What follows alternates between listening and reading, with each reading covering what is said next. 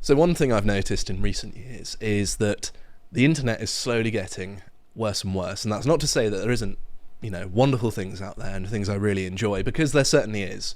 And I'm not going to tar everything with the same brush and suggest that, it's all bad, everything's terrible, because that's not the case, and I don't think it ever will be. However, I think things are slowly declining, and I'm going to point out some of these things and some of the ways we can push back. But just in identifying the problems, it helps people circumvent it, because you're aware of the nature of some of these things that are eroding the quality of what's on the internet, and then can cater your experience accordingly. So this is somewhat similar. I'm not the first person to suggest this. It's somewhat similar to dead internet theory, although I'm going to take a little bit of a different emphasis than this. Do excuse my reading voice, by the way. I'm losing it because I'm not very well. But it says, the dead internet theory is a conspiracy theory which asserts that since around 2016 the internet has consisted mainly of bot activity and automatically generated content, manipulated by algorithmic curation as part of a coordinated and intentional effort to control the population and minimise organic human activity. Proponents of the theory believe these social bots were created intentionally to help control algorithms and boost search results in order to influence consumers. Some proponents of the theory accuse government agencies of using bots to manipulate public perception.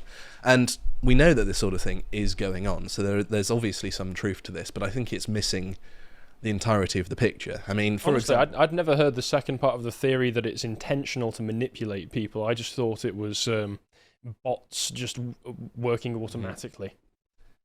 Yeah, and we had Netanyahu, come out and say that we need to use TikTok to basically propagandize people to become pro-Israel. He said that publicly and explicitly. It was no secret. So we know that states are interested in using things like social media. Well, it's going to be Larry Ellison and his company. Mm-hmm. I covered it last week. I forgot what they're called. Oracle. That's what they're called. They're the ones going to be managing the TikTok algorithm from now on.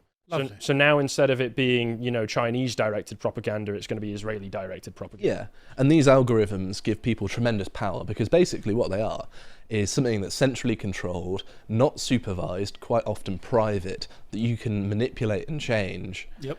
And promote whatever you want. And no one's really any the wiser how they work. Many of the people that work for the organisations themselves don't even necessarily understand exactly how they work. And so there's a lot of power being put in very few hands, and that should make everyone very, very cautious. But it doesn't even necessarily need to be bots or algorithms, just the incentives placed upon people. So I've covered before slop accounts on social media. This was with Lord Miles, and I was talking about a whole host of things. But basically the background of it is that Elon Musk basically democratized monetization and changed what the algorithm promotes on X. And what this did was unintentionally create a stronger incentive for engagement farming, lazy posts, sensationalism, and outright misinformation. And that's not the kind that you hear from the mainstream media, but just people making up stuff so people click on it. Well, he also then changed it so that it was interaction by other verified accounts that would generate revenue for you, advertising revenue.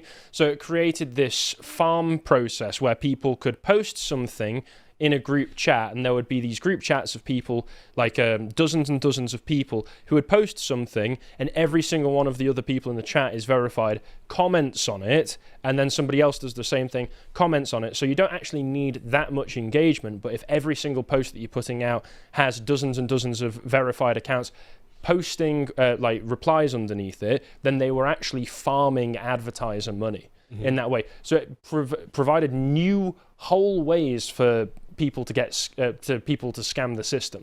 Yeah, and there's always going to be these loopholes, but ideally these platforms, they're well funded, they've got well qualified people. They should have, people working on how to be 2 steps ahead of lowering the quality of the platform with these fake posts for engagement and things like that. Is Elon still going to be changing the way the system works to display the country of origin? We'll be talking about that. Oh, okay, all right. So just so I'm not having a go at other people or saying it out of jealousy, I've got 2 posts of my own that I'm going to complain about, just to be fair. So you've been slot posting. I put this together in about 30 seconds. I was in the middle of cooking my dinner and I saw this annoying post from UN Women. Any job is a woman's job. 6.7 million views 3 days ago. I know. You're going to get a big payout from that one. Mm-hmm. 65,000 likes. It took me 30 seconds.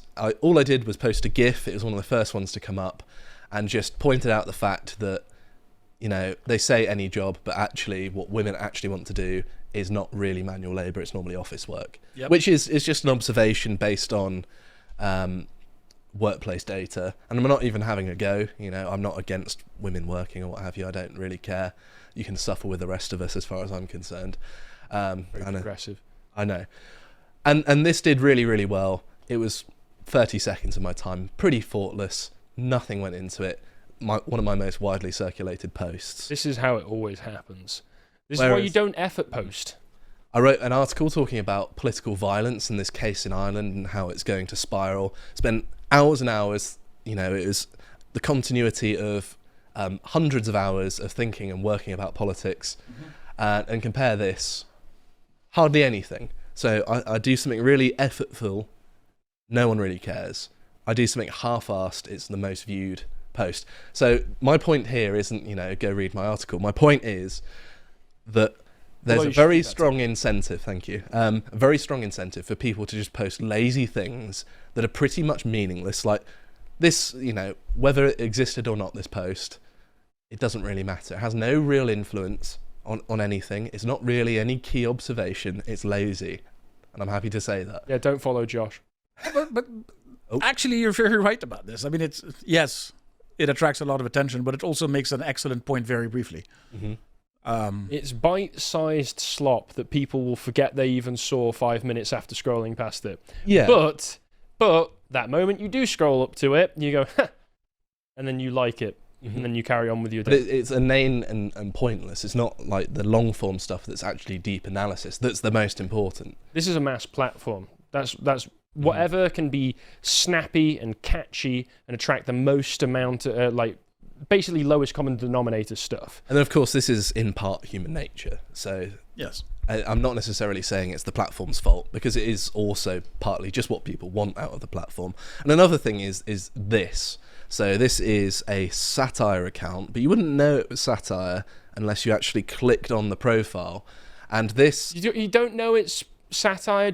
I saw people sharing this out. Look, 37 million views, over 500,000 likes, and people were falling for it and believing it. This was an IQ test. I saw people that I'm mutuals with on Twitter posting this and saying, like, she actually said it. This is an old joke. This is a very old joke, and you see it and you go, huh, that's a funny joke. And then I scroll down and see more people posting it like she actually said it. Millie Bobby Brown on our side, ? And it's like, you idiot, you retard, you've got sub 70 IQ. But my point being is that you'd have to click on the profile or have common sense, which most Very people rare. aren't going to do, to realise all content is satirical. They've been around since 2010, bloody hell. All this is doing is just incentivising people to make stuff up, people not realise it's satire, and then spread it very widely, and then they make lots of money from it. It says there, disclaimer, all content is satirical and not factual. But most people don't pay attention to that. Most people are morons. I know, and it's frustrating. Thank you for making the case against democracy. Always happen. So there are ways of also spotting people who are more inclined towards revenue generation than actually spreading the truth, because they use this very handy mark of the devil, the slop siren. If a post has that siren on it, they're probably just out to engagement farm, because of course the red colour, so, you know, studies show that it draws attention, it gets more engagement. They know this. They have no integrity, so they use these cheap tactics to get more engagement on their posts. And you can see this in what I'm calling the inevitable slop network. So you're using inevitable for any reason? None at all. So you can see here there's a bit of a formula. Slop alarm, breaking. Thousands of local patriots, they use the word patriot a lot, by the way, march through Southampton demanding an end to illegal migration. And then there'll be another line that's short and snappy, like a slogan. Southampton says no more. And then there's another one here. Breaking. Arrest, and of course, slop alarm and breaking. Arrests for offensive social media posts have surged under Labour, reaching over 30 per day in 2025. Britain is a communist state. And of course, this just seems to suggest that all of these accounts are run by the same person, which I think they are, because they post the same stories in the same sort of ways, and with the same formula, and even if they're not, they're all copying each other, so it may as well be They might all be in the same group chat. Yep. Yeah. But I think it's all just one person, and they're doing this as a full-time job. We've got your number, Rajesh. Mm-hmm. And here's another one, slop alarm breaking. They're talking about Southampton again, and then it ends with that same slogan sentence, the British have had enough. And of course, this is not true. You know, it's just a load of slop meant to get engagement and the like. And it's nonsense. It's people just sharing stuff for engagement, look at it, look, gets loads of attention. It's not really adding anything other than sharing a video, but there are other accounts that do it much better in a more tasteful way. But enough of this, because I've complained about it before. Here's another one as well, the same format, slop alarm. Sadiq Khan is finished. Of course he's not. He's not finished. He could be eternal dictator of London. This is not good analysis. It's just emotive slop. And of course, all of these seem to be run by the same person because they all have exactly the same writing style, the same format. They're all AI-generated profile pictures. It's all lowbrow nonsense. And all it's doing is just lowering the tone of politics and diluting quality analysis. Here's another one. Classic example where AI profile picture, sort of statuesque, flag. It's just, I'm sick of it. And then there are low information accounts as well, where it's basically just similar to my slot post that did really well, where it's just a sentence that adds nothing. New York went from never forget to this in 2 decades. Does well. Again, it's just snappy. It's just snappy, and to be fair, you may still be able to get some information out of the actual picture. Yeah, out of the picture that is being shared. So they're not as bad, like they're sharing something, but it's just drivel. It's low quality, and things could be better, and we could be enforcing a better quality of analysis. Libs of TikTok is another one where it's just engagement baiting. It's rubbish. But as you alluded to, the platform is testing new transparency features that will show which country an account is based in. I like that Timcast has specifically used the Indian.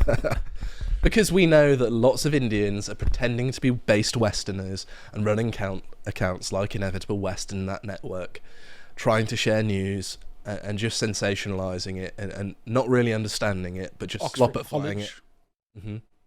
One of them was going on about Oxford College. Like, okay, yeah, thank you for that. Not a term that we would use here.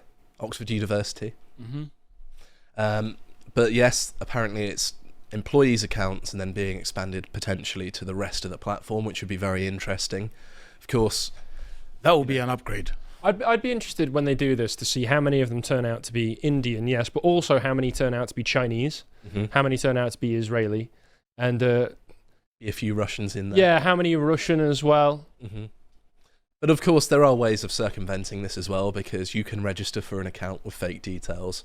And if they're, a state asset or something, rather than just grifting, they'll probably have the resources to do that. True, but also if they're trying to generate money from it, if they're just scam accounts, they'll need to hook it up to some kind of account that maybe will ask for verification. That's true. So it is promising, but there might be ways around it. It might not necessarily get state propaganda, but it'll get the sort of slop grifters. And here's another one, which is good. We found a significant bug in the X for You algorithm that resulted in users seeing far fewer posts from people that they follow. And lots of people I know were complaining about how these slop accounts, even though they don't follow them, were coming up constantly in the For You tab. And I've actually seen some of these slop accounts complaining since the algorithm has changed. Has the algorithm completely lost the plot? Because they were relying on people not following them to engage with their posts. Yes. Do you know what happened to me with the algorithm once? Like last month or the month before? I saw one random post come up on my For You from Black Twitter that seemed like it came from just a different dimension. So I clicked on it, and I clicked on the person's account to be, because it was something like, it was literally like the tweet equivalent of, that right. Except and it had like 50 million views. Oh, it's cancer, that part hundreds of thousands of likes, and I thought, is this what they do on Black Twitter? So I clicked on the account and scrolled down it for a moment. It was like that over and over and over again. It's why they love reaction videos on YouTube. Someone posting reactions to everything where she was just calling herself the C word, but as a term of endearment. I'm sorry, you're not Australian. You're not allowed to do that. That's like, you've got your words, we've got our words. All right, you're not allowed to do that. But then after just like for less than 5 minutes, I just took a quick scroll, being like, this is a bizarro world. I click off it. For the next 3 weeks, if I went on For You, it was just Black Twitter, Black Twitter, Black Twitter, Black Twitter, and it was all the same post over and over and over again. I felt like doing a daily Sounds like video psychological into it, but torture. It was. I don't often use the following tab because sometimes you miss stuff. Mm-hmm. But I just switched over to the following tab because I can't take this right now.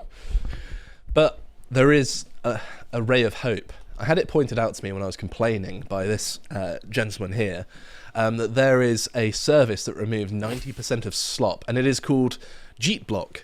And it's I'm not sponsored by them or anything. Is this real? It's real. It's a real service. I don't know anything about them, so I'm not advocating for them, but it's just to suggest that there are services that have now catered to blocking these people out because they are really, really annoying, and they are lowering the quality of the internet. And I find the name of this service in particular very funny. And there are also things like fake AI trying to hoover up engagement as well. My 4D chess conspiracy theory is that this is Indian. They've cornered the whole market. Yeah. They're playing every side all at once. They're really annoying on the internet, and they also serve up the only solution. That would be amazing, and I like to think that they are funneling money into your account for this. If only. Josh is converting soon. There are posts like this, like, my name is Sophia, I'm from England, I'm single, 51, and have been battling alcohol addiction for 10 years. But also, no likes or follows because I'm not half naked. That's an AI face. It is an AI face, and so is this one. They're both the same person. Oh yeah, that's kind of creepy.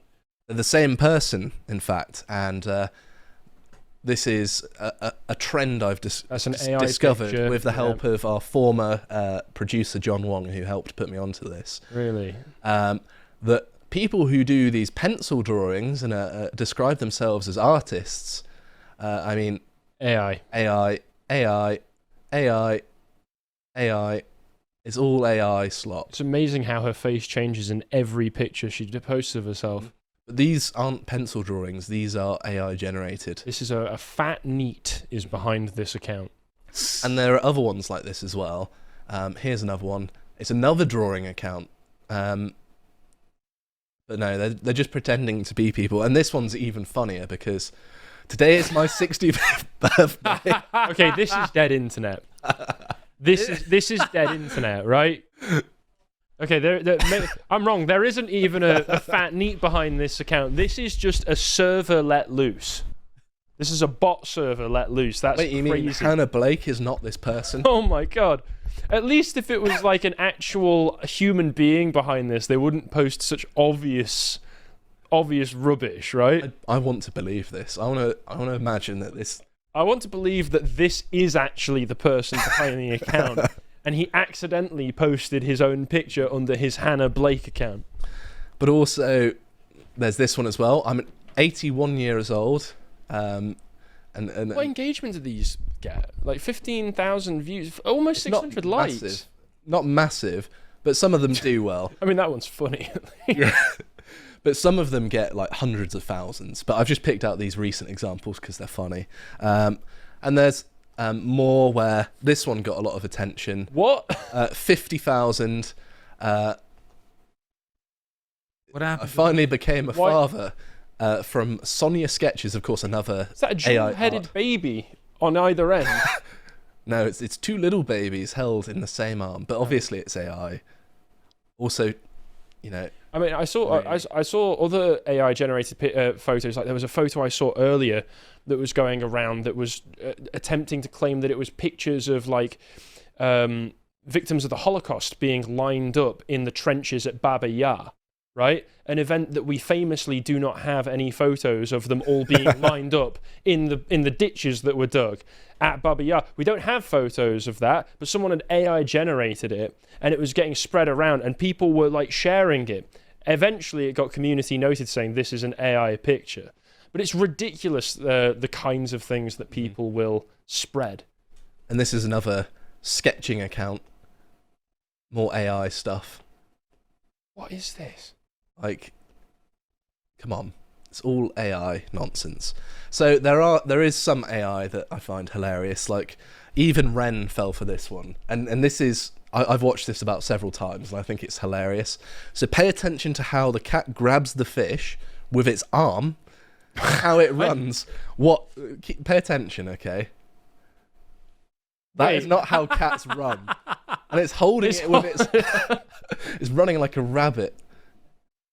It's ridiculous. Hey, maybe but this is funny. Maybe the cats where you're from, they're just not quite as advanced. They don't hold a fish in their paws. And then there's more obvious AI slop as well, which is just fun and silly. You're telling me this isn't real? Also, why would someone stand in front of the barrel of a firing gun? Women. Also, what... Fair play. This is actually real. Exactly. Don't try and... Like, I can see it with my own eyes. Don't Come do on. this at home. Just because it's from an account called AI Slop. I actually fell for this one at first. I was just like, okay, this could be real. There was a switch. Yes. And then... Oh my God. Have we caught that dog yet? I can't believe that golden retriever keeps on getting away with this. He's an illegal migrant, so he'll get away with it. The obvious point here is that for now, AI is easy to spot. And it can be funny, and it can show things that are genuinely amusing. But once it crosses that threshold to being indistinguishable, which probably isn't that far away, it's going to cause chaos on the internet, isn't it? We're going to see videos that could be real, that could be of real things, and we'll think, is this AI? And so the magic of watching a video of a cat doing something silly, or, something happening in public that is unusual, all of a sudden they're going to lose their magic because we don't believe that they're real. So you're saying Butlerian jihad? Wait, what? The Butlerian jihad, the sort of jihad against the AI and robots and all of that. However, it will make my court cases a lot easier to get away with when they play back clips of things I've said on the podcast. Yeah, that was the AI. market of just me saying slurs and racially insensitive things, and I'm just going to flood the zone and Your Honour, I never blend said right that. in. That's AI. That's why. Wasn't that what you've been doing already? But I know. AI. I've been presaging AI a little bit by doing it myself, but He just wants to make sure the AI has a lot to work with. Mm-hmm. And there's also, of course, YouTube as well that's suffering the same sort of thing. Here's Weltgeist, who makes YouTube philosophy videos, I think, or history videos, I can't remember. But I have seen their videos before, and they are a human being that makes them. And they're complaining about how basically an AI-generated video is getting, 120,000 views, and, obviously this is slop. Nietzsche debates Marcus Aurelius about Stoic ways of living. Of course, they're not contemporaries of one another.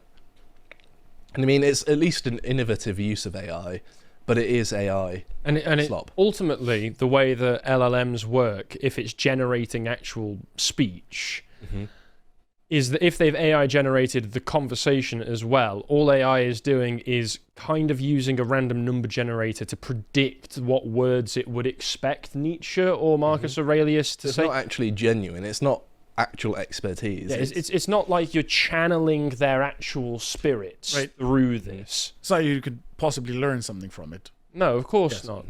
And many of you might have noticed that searches on YouTube now tend to only really be relevant for the first 4 or 5 videos before becoming almost completely irrelevant to what you've searched for. Recommended videos are more likely to push things on you than what you're actually interested in. And I think it's actually much better when your homepage was your subscription page, because you could curate entirely what you see. You can still click on your subscriptions tab. It is, but it's made less convenient, which is how many of these things work. But I still use my subscriptions tab on YouTube. So do I. And I think it's better because it's not dictated to you by an algorithm that has its own agenda, basically, or at least the people behind it do. And it's not just YouTube either.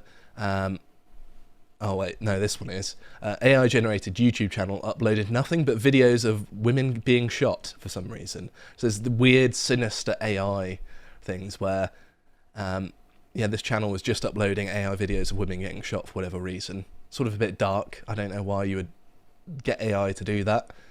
But it gives people more power to churn out weird and gross things. Last week I did cover how the an anti-white bias is built into a lot of these AI systems, particularly one was, I think it was called Claudia 4.5 was the one that was the worst for it. But every single one of them has some kind of preference for its own existence over human existence.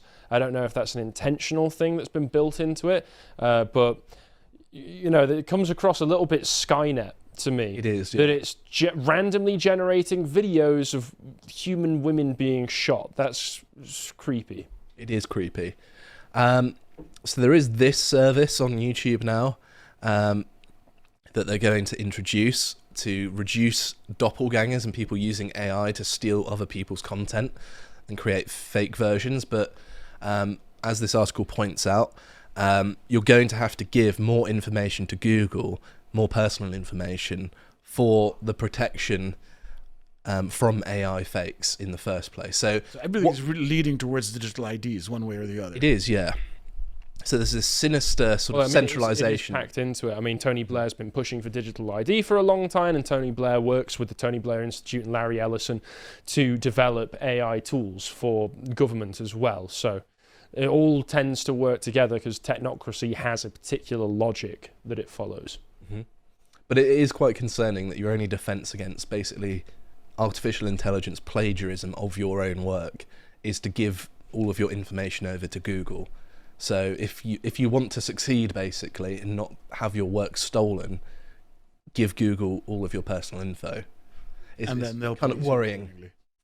So other platforms have similar problems as well. I think this was Instagram. Influencer who went viral at Wimbledon is actually AI. I mean, it's pretty obvious from the picture, but this went viral apparently. Who cares? Well, the thing is, when you ask an AI to generate a pretty white woman, or pretty women in general, there tends to be a very specific face that it always goes to, which looks like that one, so you can recognize it. But there's now accounts with 165,000 followers at the time of this article being published in July of 2025 that are entirely AI generated, which is weird. It's like the film Her, isn't it, where AI is sort of taking on a life and personality of its own. Yeah, I've never watched it, but I can imagine. It's a good film, actually. I've heard. A bit uncomfortable, though. And there's this one as well. This is really dark.